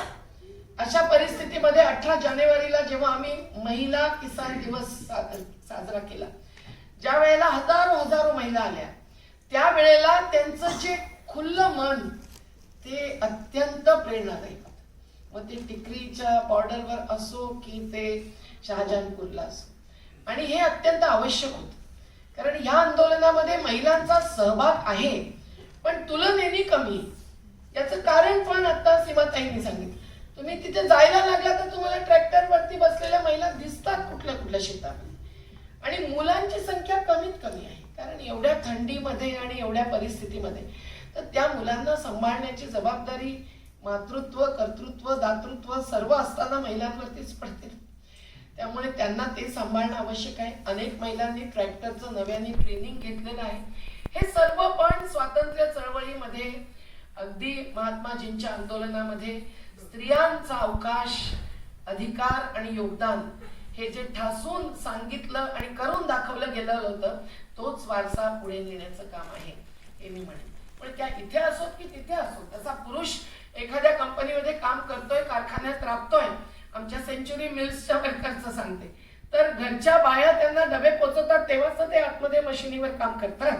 तेव्हा आम्ही आमच्या युनियनच्या आंदोलनामध्ये सुद्धा सगळ्या स्त्रिया येतील का अशी शर्त अट घालूनच ते सत्याग्रह आंदोलन तिथे चालू केलंय, जे आम्ही आतापर्यंत तरी जिंकून आहोत. पण या संदर्भामध्ये म्हणायचं ते की महात्माजींनी जो स्वदेशीचा पण संदेश दिला तो सुद्धा श्रम आधारित उत्पादनाच्या मार्फतच आपण स्वदेशी वस्तू कमावू आणि त्या पण गरज पूर्तीच्या मूलभूत गरजा भागवणाऱ्या वस्तू यांना प्राथमिकता प्राधान्य देत. हा जो विचार आहे हा मात्र शेतकऱ्यांच्या आंदोलनामध्ये प्रमुख विचार आहे. ते कोणीही आळशी बनून कॉन्ट्रॅक्ट करून जसं लग्नाचा समारंभाचा हल्ली कॉन्ट्रॅक्ट देतात आणि मग मोकळे होतात दरवाजात आई वडील उभं राहिला, तशा प्रकारचं करू इच्छित नाही. ते श्रमाची प्रतिष्ठा जाणतात आणि श्रमाच्या प्रतिष्ठेच्या आधारावर शेतकऱ्यांना स्थान, सन्मान आणि मूल्य तिन्ही मागताहेत. हे या आंदोलनाचा सत्याग्रही विचार आणि वारसा आहे. मी हे म्हणेन की या निमित्ताने आपल्याला बघायला पाहिजे की या आंदोलनापुढे जी आव्हानं उभी राहिली त्याला तोंड कसं दिलं आहे. प्रत्येक आंदोलनाला आपापलं परीने आपापला मार्ग आखावा लागतो. मंजिल एक ही होगी तो भी आंदोलनों के मार्ग बहुत ही विविधतापूर्वक होते हैं. इथे सुद्धा अगदी ती गाण्यांची विविधता आणि घोषणांची विविधताच नाहीये. जास्तीत जास्त घोषणा तर मोदी मी मुर्दाबाद मुर्दाबाद ह्याच वाटतात, परंतु बाकी ज्या घोषणा आता वेगवेगळ्या आम्ही देत देत पुढे नेलेल्या आहेत. कौन बनाता हिंदुस्तान, भारत का मजदूर किसान, अशा एक एक घोषणा, किंवा खेती बचाओ देश बचाओ, आणि गरीबों का श्रम कितना हक कितना हिसाब करो हिसाब दो, हे आम्ही शहरी गरिबांच्या आमच्या घर बचाओ घर बनाओ आंदोलनामध्ये दिलेली घोषणा. आता इथे महिलाओं का श्रम कितना हक कितना हिसाब करो किया नहीं है, हिसाब करो हिसाब दो, अशा प्रकारे विचार सुद्धा व्यापकतेच्या दिशेने पुढे नेण्याचा प्रयत्न विविध वरिष्ठ कार्यकर्ते, संघटना आणि ज्यांनी आपापल्या ठिकाणी हे सगळं अनुभवलेलं आहे त्या करत आहेत. पंजाबचे सगळे शेतकरी सगळे मुद्दे मान्य करतच असतील वगैरे असा काही दावा कोणी करू इच्छित नाही. पण या 500 संघटनांची जी प्रेरणा आहे ती एकूण स्वातंत्र्य चळवळीचीच प्रेरणा आहे, मग ती गांधीजींची असो की भगतसिंगांची असो. आणि त्या संदर्भात हे म्हणणं सुद्धा आवश्यक आहे की शहीद आझमच्या क्षेत्रातून आलेले जे त्यांना अभूत मानतात आणि त्यांच्यावरती त्यांचं प्रेमही आहे आणि ते जीव ओवाळून टाकायला तयार असतात शहादत आठवून, त्या भगतसिंगांनी सुद्धा काय म्हटलेलं आहे हे आता जस्टिस सिंघवींच्या त्या सुप्रीम कोर्टाच्या जजमेंटमध्ये स्पष्ट उल्लेखून ठेवले. त्यांनी म्हटलंय की हिंसेच्या मार्गाने कधीही शोषण थांबवता येणार नाही. आणि मी तर संयुक्त किसान मोर्चाच्या एका कमिटीच्या मीटिंगमध्ये ते वाचून दाखवलं. आणि हे एवढ्यासाठी सुद्धा की गांधीजी आणि भगतसिंग किंवा आझादी आंदोलनातले सर्वच, नेताजी सुभाषचंद्रांनी मला मुझे खून दो मैं आझादी दूंगा हे म्हटलं होतं, म्हणजे एक प्रकारे सशस्त्र संघर्षाची सुद्धा तयारी असायला हवी असे म्हणणारे सुद्धा आंदोलनकारी होते. त्यांचाही त्या त्या मानाने प्रभाव पडला असेल, परंतु शेवटी अहिंसक मार्गानेच स्वातंत्र्य आपल्या भारताने मिळवलं. ही भारताच्या स्वातंत्र्य युद्धाची विशेषता आज दुनिया सुद्धा जाणते आहे. आणि इथे सुद्धा म्हणून अहिंसक मार्गानेच आपण जिंकू शकतो याबद्दल कुणाचंही दुमत नाही. आणि म्हणून ज्या वेळेला आपण न्यायपालिकेत जायचं की नाही हा प्रश्न आमच्या कमिटी पुढे आला त्यावेळेला सगळ्यांचं एकमत झालं की न्यायपालिकामध्ये जायचं नाही. याचं कारण असं की गांधीजींनी जे चंपारणाच्या आंदोलनाच्या निमित्ताने कोर्टाच्या मॅजिस्ट्रेटला सुनावलं होतं आणि भगतसिंगांनी सुद्धा कोर्टाला सुनावलं होतं की आम्हाला जे हवं आहे ते परिवर्तन आहे, ते मूलभूत परिवर्तन आहे, ते सामाजिक आर्थिक राजकीय परिवर्तन आहे आणि त्यामुळे तुमच्याकडून आमच्या काही अपेक्षा नाही आहेत. आम्ही तो निर्णय मागतो आहोत जे सत्तेवरती अधिकार घेऊन बसलेले आहेत त्यांच्याकडून. आणि आज तर आपल्या देशामध्ये प्रत्येक लोकशाहीच्या स्तंभाला जी वाढवी लागलेली आपण पाहतो आहे त्यामध्ये न्यायपालिकेचं सुद्धा बदलतं चित्र कुणी काही वेगळ्या प्रकारे सांगायला नको. मी तर सतत 2007 पासून कोर्टामध्ये अनेक केसेस लढवताना पाहिलेलं आहे कशा प्रकारे लढून लढून आणलेला 2013चा भूसंपादन कायदा सुद्धा हे बाजूला ठेवतात. महाराष्ट्रासारखं सरकार राज्यात सुद्धा सरकार त्या कायद्यामध्ये असं काही बदल करतात की तो काही फायदेशीर ठरणारच नाही शेतकऱ्यांना विस्थापितांना. असं प्रत्येकच गोष्ट ते करतात आणि मग कोर्ट भूमिका घेतं की त्यांनी जर निर्णय घेतलाय तर आम्ही काय करावं. आता या आंदोलनाच्या संदर्भामध्ये म्हणून पुन्हा गांधींचा आणि भगतसिंगांचा दोघांचाही वारसा या निमित्ताने आठवण्याची गरज आहे. पण कोर्टामध्ये जायचं नाही असं ठरल्यानंतर काय झालं ते पण आपल्याला सांगून मी 26 जानेवारीकडे वळते. फार उशीर होतोय असं वाटतं मला, 5-5 मिनिटं घेत. कोर्टामध्ये जायचं नाही असं ठरवल्यानंतर कोर्टामध्ये ज्या इतर याचिका दाखल झालेल्या होत्या त्यांचा जर आपण आढावा घेतला तर त्यातल्या काही याचिका याची संवैधानिकता जो मुद्दा आहे ज्याच्यामध्ये ती प्रक्रिया कायदे बनवण्याची आणि त्या कायद्यांमधलं कंटेंट सुद्धा संविधानिक आहे की नाही. म्हणजे आर्टिकल 39 मध्ये जर असं स्पष्ट उल्लेख आहे जरी ते मार्गदर्शक तत्व असलं तरी state is duty bound, non justiciable असलं तरी स्टेट इज ड्युटी बाउंड म्हणजे राज्याने त्या तत्वांचं पालन करायला पाहिजे. हे जर कायदे त्या संविधानाच्या चौकटीत करतच नाहीत. पर्यावरणाचा कायदा सुद्धा असं बदलतात की तुम्ही प्रोजेक्ट पुढे न्या मग क्लिअरन्स घ्या. हे सगळं जर संविधानाच्या विरोधात आहे तर याला कायदा तरी म्हणावा का. नितीश भाऊ याचा हाही प्रश्न आपण उठवायला पाहिजे. संविधानाच्या चौकटीत नसलेला कुठला याला आदेश म्हणा, तो अध्यादेश असेल मोदी देश असेल कुठलाही असेल, परंतु त्याच्या पलीकडे यांचं काही कायदा म्हणून स्वीकारणं गरजेचंच राहिलेलं नाही. आणि म्हणून रॉलेट ऍक्ट असो की महात्माजींनी ज्या ज्या कायद्याला आव्हान दिलं अगदी थोडस चिमटीभर मीठ उचलून तर ह्या एवढ्या मोठ्या किसान विरोधीच नव्हे देश विरोधी आणि संविधान विरोधी कायद्यांना आव्हान आपण नाही दिलं तर आपण काहीच वाचू शकणार नाही या देशामध्ये. आणि यांची गुर्मी जी कॉर्पोरेट्सच्या मुनाफाखोरी आणि जमाखोरी या दोन्हींच्या मार्फत ते पुढे ढकलतायत तीच पुढे जाऊ शकेल. आणि म्हणून न्यायपालिका खरोखर एवढ्या बेसिक मुद्द्याचा विचार करत नाही ते का. हा प्रश्न प्रशांत भूषणनीच नाही जस्टिस गोपाल गौडांपासून जस्टिस काटजून पर्यंत सर्वांनी उठवलेला आहे. पण आम्ही पाहिलं की एक याचिका जी लॉ स्टुडंट कडून दाखल केली गेली आणि त्यातल्या प्रेयर्स त्यातल्या मागण्या बॉर्डर्स खुली करणं आणि दिल्लीचे रस्ते खुली करणे होतं. मी मुख्य न्यायाधीशांना आपण दोष देतोय पण मी थोडा कमी दोष देते. याचं कारण आपण जर खरोखर ते सगळं ऑनलाईनच होतं पण ते जर पाहिलं तर अपेक्षेपेक्षा बोबडे जे आपल्या महाराष्ट्रातले न्यायाधीश आता मुख्य आहेत ते बरे वागले असं म्हणावं लागतं. कारण त्यांनी त्या लॉ स्टुडंटच्या याचिकेमधली मागणी की हटवा आणि रस्ते खुले करा मानली नाही. सॉलिसिटर जनरल तुषार मेहता म्हणजे काय माणूस आहे ते सांगायला नको. एकदा त्या गिधाडा आणि आफ्रिकन जीव जात असलेलं पोर या निमित्ताने त्यांची पोलखोल झालेली आहे. नर्मदेत तर सततच त्यांची पोलखोल आम्ही करत आलो. यांनी ज्या वेळेला म्हटलं की पूर्ण दिल्ली लॉकडाऊन आहे आणि एक भाजी सुद्धा दिल्लीत येत नाही वगैरे ऍक्च्युअली त्या दिशेने अजून गेलेलो नाही. प्रत्येक बॉर्डर वरती अँब्युलन्स तर तत्काळ जाऊ देत आहेत. आम्ही सुद्धा ज्या वेळेला 2 दिवस आम्हाला युपी बॉर्डरवर अडवलं होतं तेव्हा अँब्युलन्स काय महिलांच्या गाड्या मुलांच्या गाड्या जाऊ दिल्या. फक्त मोठमोठे जे इंडस्ट्रीयल काय म्हणतो आपण त्याला हे होते ट्रक्स आणि हे ते आम्ही अडवलेले होते खास करून. आणि आज तसंच चित्र तुम्हाला प्रत्येक बॉर्डरवरती दिसेल आणि इतर रूट्स पण आहेत ते काढलेले आहेत वगैरे वगैरे सगळं चालू आहे. त्रास होतोय जनतेला पण अधिक त्रास पूर्ण देशातल्या जनतेचा वाचवण्यासाठी कुठेतरी हे आत्मक्लेश जनतेला भोगावे लागतायत असं ते चित्र आहे. पण मी म्हणत होते ते हे की म्हणून न्यायपालिकेने त्या तुषार मेहतांना पण सुनावलं हेही नसे थोडं की ते त्यांना म्हणाले की आप बहुत अतिशयोक्ति के साथ बात रखते हैं.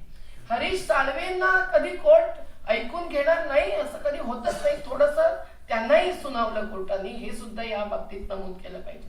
म्हटलं वा एवढं आमच्या नर्मदेत तरी झालं असतं तर काय. पण तसं कुठेतरी ह्या आंदोलनाचा हा जो प्रभाव आहे आणि हा जो दबाव आहे तो या लोकशाहीच्या प्रत्येक स्तंभाला हलवतो आहे. हे मी या निमित्ताने मांडू इच्छिते. महिलांच्या बद्दल सुद्धा त्यांनी जे म्हटलं ते असं झालं की ऍडव्होकेट फुलका जे खरे शेतकऱ्यांच्या बाजूने आहेत, त्यांनी जरा वर्णन केलं दर्दनाक स्थितीचं की महिला पण आहेत, ते पण आहेत आणि त्या थंडीमध्ये आहेत. तेव्हा ते म्हणाले की ऐसा करणार म्हणजे माझ्या वतीने तुम्हीच त्यांना रिक्वेस्ट करा महिलांना की तुम्ही कशाला थंडीमध्ये करता, तुम्ही घरी जा, तुम्ही सांभाळा वगैरे अशा प्रकारचं विधान सुद्धा जरा सॉफ्टच म्हणायला पाहिजे. पण ते महिलांनी फार हार्ड हिटिंगने त्याला उत्तर दिलं. त्या निमित्ताने महिलांचा आग्रह सत्याग्रह पुढे केला, हेही फार मोलाचं झालेलं आहे आणि म्हणून तो 18 जानेवारीचा दिवस हे आहे. परंतु या कायद्यांचा विरोध हा करण्याचा अधिकार घटनेने दिलेलाच आहे. सत्याग्रहाचा अधिकार दिलाय. सत्याग्रह हा शब्द मुख्य न्यायाधीशांनी वापरला, हे सुद्धा एक महत्वाचं झालं.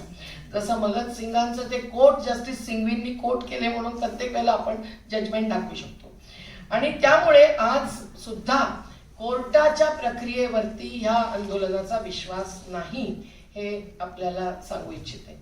दुसरं म्हणजे की कोर्टाने दिलेले आदेश पाळायचेच नाहीत असं काही हे नाहीये. दस्तक देणं हे आपलं काम आहे, कर्तव्य आहे, गरज पण आहे. परंतु कोर्टाच्याच मार्फत हा राजकीय मुद्दा असताना सोडवला जाईल असं मात्र मंजूर नाहीये. पण कोर्टामध्ये दिलेल्या ऍफिडेव्हिट मध्ये केंद्र सरकार म्हणतं की हे सगळं राजकारण चाललेलं आहे. ज्या राजकीय पक्षांना आपली धरा हिलताना हटताना दिसते आहे त्यांचंच हे चाललेलं आहे वगैरे वगैरे. आता अनेक किसान संघटना कुठल्या ना कुठल्या तरी पार्टीच्या फ्रंट्स आहेत, हे काही नाकारता येणार नाही. उलट काँग्रेसच का हिचकिचाट दाखवते मला कळत नाही. किसान काँग्रेस म्हणून ते पुढे येत नाही. ऑल इंडिया किसान सभा पुढे येते, इतर सगळ्या संघटना पुढे आलेल्या आहेत. आमचं म्हणणं आहे की प्रत्येक पक्षाच्या आघाड्यांना आंदोलन म्हणून भूमिका घेण्यास वाव आहे आणि अधिकार आहे. महिला आघाडी एखाद्या पक्षाची कधी कधी आतमध्ये सुद्धा संघर्ष करावा लागतो आणि करत असते. तेव्हा असं कसं आपल्याला, आमच्यासारख्या अनेक संघटना कुठल्याही पार्टीशी न जोडलेल्या आहेत आणि त्या तर आहेतच प्रमुख म्हणून, आणि कुणीही आपल्या पार्टीच्या नेत्यांना त्या मंचावरती आणण्याची हिंमत करत नाही, ते मी तुम्हाला सांगते. परंतु आज या आंदोलनाचं नातं हे कसं असावं याच्यासाठी सुद्धा आपल्याला गांधीजींना आठवावं लागणार आहे. अर्थात गांधीजी म्हणाले होते की आता काँग्रेस बरखास्त करा आणि सेवाभावी एक संस्था स्थापन करा, निर्माण कार्य करा. परंतु कुठेतरी आजच्या देशाच्या परिस्थितीमध्ये अगदी आमूलाग्र बदल झाला आणि गणराज्य झाली वगैरे तर गोष्ट वेगळी आहे. पण तोपर्यंत राजकीय पक्षांना पूर्ण दुर्लक्षून तर चालणार नाही. त्यामुळे राजकीय पक्षांच्या भूमिकेबद्दल सुद्धा हे आंदोलन प्रत्यक्ष नाही तरी अप्रत्यक्षपणे आग्रही आहे आणि असलं पाहिजे असं आमच्या सारख्यांना वाटतं. आणि म्हणून ज्या राज्यांनी नवीन कायदे आणले, या कायद्यांना नाकारणारे ठराव असेंब्लीमध्ये पास केले, तर शेवटचा झाला तृणमूल काँग्रेसचा 28 जानेवारीला. पण ते आणि त्याच्या पलीकडे महाराष्ट्रासारख्या राज्यामध्ये सुद्धा आपण हा आग्रह धरणं आवश्यक आहे. कुठेतरी त्यांना असं वाटतंय का की काही चांगलं आहे या कायद्यामध्ये वगैरे वगैरे, याबद्दलचं प्रश्नचिन्ह खास करून शिवसेना या 3 महाविकास आघाडीतल्या पक्षाला आम्ही विचारतोच आहोत. कारण शरद पवार आणि बाळासाहेब थोरात 25 जानेवारीला मंचावर आले आणि स्पष्ट भूमिका मांडून गेले. पण आघाडीचा म्हणून निर्णय आणि राज्याचा अधिकार स्थापन करता असताना शेतकऱ्यांचा अधिकार स्थापन करणं आणि त्याला पाठिंबा देणं हे अजून महाराष्ट्रामध्ये घडायचं बाकी आहे. आपल्या सर्वांची पुढच्या टप्प्यावरची ही भूमिका फार महत्वाची असणार आहे, हे मी सांगू इच्छिते. हे सगळं असताना त्या स्वातंत्र्य चळवळीचे अनुभव जरी अगदी सर्व विचार याच्यात प्रतिबिंबित होत नसला तरी फार मोलाचे ठरतायत. प्रत्येक मंचावरून प्रत्येक जण त्याचा उल्लेख करतोय, अगदी शहादत हौतात्म्यापर्यंत, हे मी आपल्याला सांगते. म्हणून जाती पाती पंथ प्रांत लिंग भेद तर इथे नाहीच आहेत. आपण पाहू शकता की त्या लंगर सेवेमध्ये दिल्लीच्या वस्त्या वस्त्यातल्या गरीब मुलांना बायकांना सुद्धा हे खाऊ घालतायत. अशा परिस्थितीमध्ये अचानक हिंसेचा आगडोंब उसळला आहे असं जे चित्र समोर मांडलं जात आहे ते धादांत खोटं आहे. 10 वेळा तरी 26 जानेवारीची चर्चा आमच्या 50 लोकांच्या कमिटीमध्ये झाली होती आणि प्रत्येक वेळेला हेच होतं की आपण रूट पोलिसांच्या सहमतीनेच आखायची. अर्थात ट्रॅक्टर रॅली किंवा वाहन रॅली म्हणा त्याला, ही अत्यंत महत्वाची वाटली, कारण कुठेतरी राजा प्रजाचा धिक्कार करतो आहे, प्रजाशी संवाद, खरा संवाद, सखोल संवाद करायला नकार देतो आहे, प्रजेचा अवमान करतो आहे आणि अनेक प्रकारची हिंसा खास करून हरियाणा आणि युपीच्या बॉर्डरवरती जी शेतकऱ्यांनी भोगलेली आहे त्यावरून शासन हिंसक आहे हे सुद्धा दिसून येत आहे. अशा परिस्थितीत आपण अहिंसक सत्याग्रही कार्यक्रम करण्याचा सर्वात महत्वाचा दिवस कुठला? प्रजासत्ताकाचा. आणि त्यामध्ये कुठल्याही प्रतीकावरती हल्ला करायचा नव्हता की सरकारी कुठल्याही कार्यक्रमाला गालबोट लावायचं नव्हतं. तो कार्यक्रम पूर्ण झाल्यावर निघायचं. आणि मी आताही तुम्हाला व्हॉट्सअपवरती दाखवून देईन की कसे रूट्स आखून सगळ्या कमिटी मेंबरकडे होते. कमिटी मेंबर्स कुठल्या कुठल्या बॉर्डरवर जाणार हे ठरलेलं होतं. अनेक प्लॅनिंग होऊन 4 वेळा दिल्ली पोलीस, ते काय सहजासहजी ऐकणारे आहेत थोडेच, त्यांच्या बरोबर बसून सगळं ठरलेलं होतं आणि तोच रूट फॉलो करणार होतो. पण जे झालं ते आतापर्यंत थोडं पोलखोल आपल्यापर्यंत पोहोचलेच असेल. तो दीप सिद्धू तर तिथे स्वतःचा टेंट घालून राहत होता हे आमच्या सारख्या नंतर 26 नंतरच कळलं. आणि त्यांनी छोट्या छोट्या समूहाच्या तिथे मीटिंग्स चालवल्या होत्या आणि 25 जानेवारीच्या रात्री मंचावर येऊन त्याच्यासह काही युवकांनी अशा प्रकारचं वक्तव्य रात्री 11 वाजता केलेलं होतं. तरी तो मंच संध्याकाळनंतर कधी चालतच नव्हता. तरी सुद्धा की हम लोग ये कमिटी का वगैरे नहीं मानते, ऐसा नहीं, दिल्ली में जाना ही पड़े. दिल्लीत तर होतच, पण दिल्लीच्या जरा बाहेरचे रूट्सच पोलिसांनी मंजूर केले. नेहमीच करतात, तिथे गर्दी नसेल तिथूनच आपल्याला रॅली काढायला देतात. असं त्यांनी केलेलं होतं, पण ते आम्हाला मान्य नाही अशा प्रकारची सूचना त्यांनी दिली. आम्ही तर इथून मुंबईहून निघालो आणि तिथे गेलो रात्री 1 वाजता त्या बॉर्डरवर राजस्थानच्या. आणि अशा प्रकारे सर्व समितीचे सदस्य जे आपापल्या ठिकाणी अगदी अहिंसक रॅलीच्या तयारीने राहिले आणि त्यांनी अहिंसकच रॅली पार पाडली. अशा ठिकाणी एखादी संघटना जी संयुक्त किसान मोर्चाचा भाग नाहीये आणि असा एखादा समूह ज्याच्यामध्ये आता एका गँगस्टरचा पण नाव आलेलं आहे आणि फेसबुकमुळे आता फेसलेस काही राहू शकत नाही, तर ते सुद्धा पुढे आलेलं आहे. यांनी काही लोकांना पुढे नेऊन लाल किल्ल्यावर पोहोचले. त्यावेळेला अतिशय कमी लोक होते, 150 ते 200, पण अनेक ट्रॅक्टर मग त्या दिशेने वळले. आता हे कसं झालं आणि तिथे त्यांना लाल किल्ल्यावर कसं चढायला गेलं वगैरे वगैरे सगळं आलेलंच आहे. मी एवढंच म्हणेन की या निमित्ताने हे आग्रहाने सांगण्याची आवश्यकता आहे की आता सरकारने एक नवा खेळ सुरू केलेला आहे. ही घटना घडायच्या आधी सुद्धा 13 जण मिळाले होते. त्यांना पोलिसांच्या ताब्यात देऊ पाहिलं होतं, कंप्लेंट दाखल केल्या होत्या. ते असेच घुसपैठी होते, ते भाजपाचे जोडलेले लोक होते आणि ते विरोध करायला आतमध्ये घुसलेले होते. कळल्यावरती त्यांनी पोलिसांनी कारवाई केली नाही. त्याच्या आधी जे लोक पकडले गेले होते त्यांना आमच्या मीटिंगच्याच जागी बसून प्रेसला त्यांनी सांगितलं होतं की असं आम्हाला SHOनी पाठवलेलं आहे, हे त्यांनी स्वतः सांगितलं. नंतर त्यांची प्रेस कॉन्फरन्स दुसरीकडे जाऊन घेतली आणि तिथे त्यांनी सांगितलं दारू पिऊन आमचं वक्तव्य घेतलं. आता आमच्यासारखे दारू घेतच नाही तर पाळणार कुठून. पण ह्या सगळ्या प्रकरणानंतर जे झालेलं आहे, त्यामुळे 26 जानेवारीला जे काही झालं ती हिंसा कुठल्याही बाजूनी पोलिसांच्या असो की आंदोलन आपल्याला मान्य नाही, हे मोर्चाचं ठाम म्हणणं आहे. आणि आपल्याला त्याच्यानंतर जे झालंय ते आता कळलंच असेल. मी एकच मिनिटात सांग, गाझीपुरा बॉर्डरवरती जे झालं, जे राकेश टिकाईतांच्या अश्रूंमध्ये शेतकऱ्यांचे अश्रू पाहत आता त्याला उत्तर देत उत्तर प्रदेशचे हजारो लोक तिथे पोहोचत आहेत. हरियाणाचे शेकडो ट्रॅक्टर्स परत निघालेत आणि सिंघू बॉर्डर मध्ये सुद्धा काल त्यांनी 200 ते अधिक आकडा आला होता 1000, पण आता मी वाचला आज तो 200, तर अजून तर रात्री 9:30 वाजता मीटिंग मध्ये कळेल. परंतु त्या सगळ्या याच्यामध्ये त्यांनी ज्या प्रकारे आता घुसपैठ चालू केलेली आहे आणि पथराव चालू केलेला आहे, रॉड्स आणि हे घेऊन तिथले स्थानिक आमदार आणि पदाधिकारी पार्टीचे आणि गाववासी बनवून जे ते आता घुसत आहेत, हे सगळं फार भयंकर आहे. जालियनवाला बागच होईल असं मी म्हणत नाही, परंतु पंजाबच्या शेतकऱ्यांना, हरियाणाच्या शेतकऱ्यांना आज देशभरातून पाठिंबा आहे आणि कुठेतरी समाजाचा आपल्यासारख्यांचा या आंदोलनावरचा विश्वास उडावा, हे आंदोलन बदनाम व्हावं, संपूर्ण देशाचं या आंदोलनाशी असलेलं नातं तुटावं म्हणून ते वेगवेगळ्या कारवाया करतात.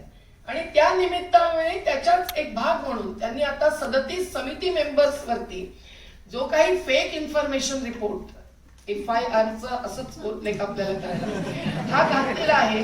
तो जर आपण पाहिला तिथेच, तर जे स्थळ मी तर पाहिलेलं सुद्धा नाहीये, त्या स्थळावरच्या घटनेसाठी आमच्यावरती 13 कलमांखाली कारस्थान राज्याच्या विरोधाचं, हत्यार बंद कार्य, 307 म्हणजे खुनाचा प्रयत्न, डकैती, हे सर्व आरोप लावलेले आहेत. तेव्हा कुठेतरी भीमा कोरेगाव रिपीट करण्याची त्यांची इच्छा असावी आणि आंदोलनाची एकूण सामूहिक नेतृत्वाची बाब त्यांना फोडायची आहे. त्यामध्ये त्यांनी 2 जे परत गेले ते अतिशय छोटे संघटन परत गेले, ते पण तुम्हाला सांगते. फार काही मोठा BKU भानू आणि VM सिंग यांच्या बरोबरचे लोक परत गेले, आणि जे गेले होते थोडंसं ते नेते आहेत म्हणून मानून ते सुद्धा तिथे झगडूनच गेले होते, आणि त्यातलेही अनेक जण आता परत आलेले आहेत.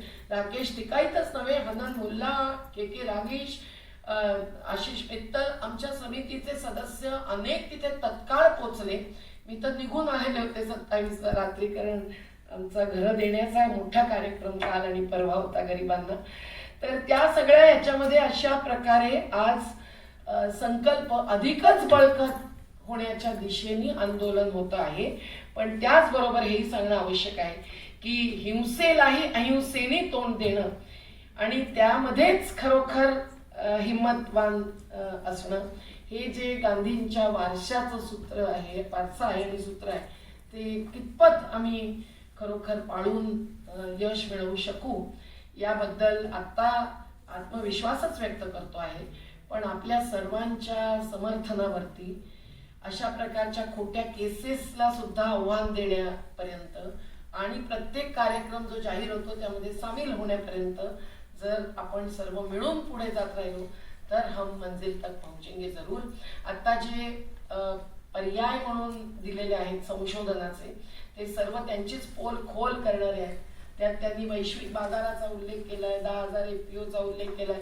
ते त्यांच्याकडे खरं म्हणजे उत्तर द्यायला मूळ मुद्द्यावरती काही नाहीये, आणि ते टाळून ते छोटं मोठं आता सिव्हिल कोर्टात जायला ते मंजुरी देत आहेत, कॉन्ट्रॅक्ट फार्मिंग ऍक्ट. सिव्हिल कोर्टाचा मॅजिस्ट्रेट अंबानी आणि अडाणींच्या विरोधात शेतकऱ्यांच्या बाजूने निर्णय देण्याची हिंमत दाखवू शकेल? मुद्दा विषमतेचा आहे, आणि म्हणून समता, न्याय आणि त्याचबरोबर जीवन प्रणालीचा सुद्धा आहे, जी बदलल्यामुळेच या कंपन्यांचं फावत आहे. ते लुटत आहेत कन्झ्युमर्सना पण, सरकारला पण आणि शेतकऱ्यांना पण. आपण सर्वच या लुटीचं एक प्रकारचं लक्ष आहोत. हे लक्षात घेऊन आपण जर अनेक गोष्टी, जो गांधीजींच्या वैकल्पिक विचारांचा, वैकल्पिक अर्थव्यवस्थेचा वारसा आहे, त्या दिशेने एक एक पाऊल जरी पुढे केलं, यांच्या प्रॉडक्टचा बहिष्कार, कुठले प्रॉडक्ट्स विकत घ्यायचे आणि कुठले नाही आपल्या गरजेची, आणि किती घ्यायची आणि किती साधनं वापरायची याबद्दलचा विचार, हे सर्व जर आपण मानत आणि राबवत गेलो तरच हे आंदोलन खरोखर मूलभूत परिवर्तनवादी आंदोलन साबित होऊ शकेल. खूप वेळ घेतलाय. जिंदाबाद साथियो. एकच घोषणा देते, त्यांना मंजूर आहे त्यांनी हात वरती करून जरूर द्या, कारण त्याच विश्वासाच्या आधारावरती आपण अहिंसक सत्याग्रह त्या मंजिलीपर्यंत घेऊन जाऊ शकतो.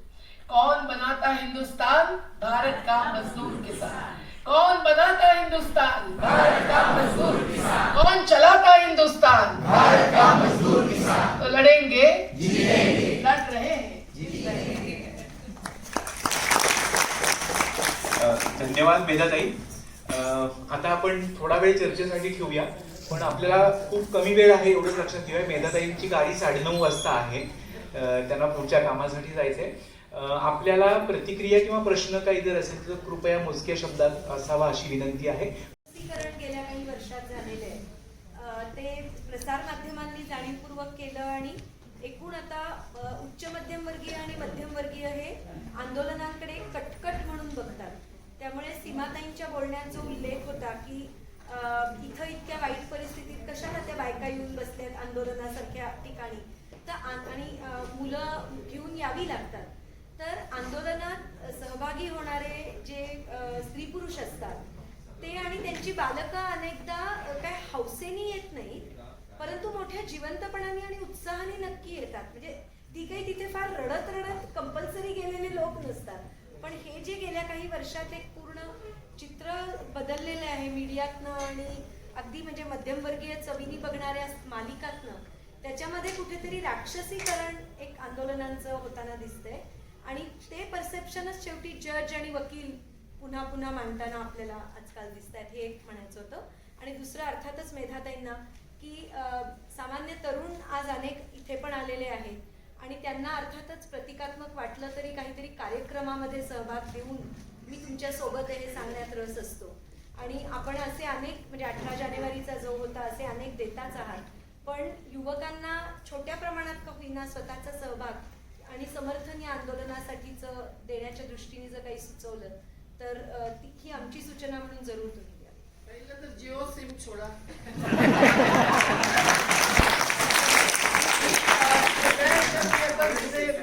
खूप मोठी मोठी पोस्टर्स तिथे ठेवले, पण आपण यांच्या प्रॉडक्ट्सचा तुम्ही तर नेटवरती सगळे करणारे युवा आहेतच ना, तुम्ही शोधून काढा आणि उलट तुम्ही या बहिष्काराच्या कार्यक्रमाचा प्रचार करा, त्याची कुठे होळी करा, सिम्बॉलिक का होईना. आणि अनेक गोष्टी आहेत. इव्हन शेतकरी 1 रुपयाच्या खर्चाला 1.5 रुपया मागतोय, तो देत नाहीये. आणि हे मी उदाहरण त्या बॉटलच देते. हे 55 पैशाला पाणी घेऊन 18 रुपयाला विकतायत. त्यांच्या प्रत्येक प्रॉडक्ट वरती किती पटीनी फायदा आणि नफाखोरी आहे त्यांची. तेव्हा ह्या सगळ्या गोष्टी सोडा. बिस्किट सुद्धा पॅकेट्स मध्ये घेऊ नका.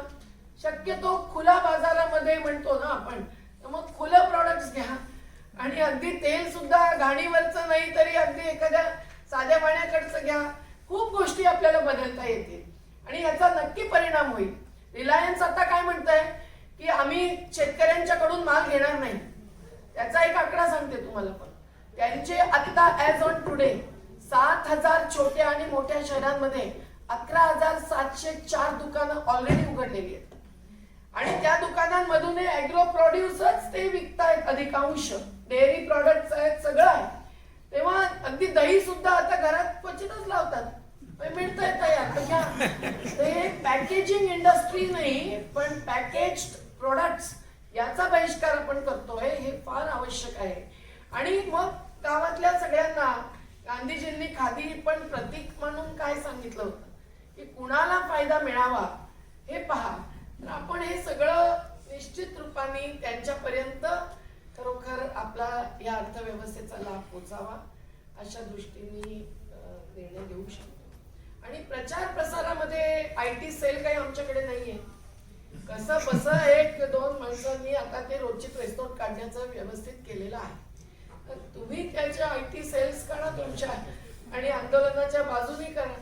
आम्ही काय त्या कोण तो प्रकाश त्याला काय हायर करता येत नाही आम्हाला. पार्टीज घेतात तशा. आणि मोदींची IT सेल तर अगदी अभूत सेलच आहे. किशोर प्रकाश तसे काही आमच्याकडे कोणी नाही आहेत.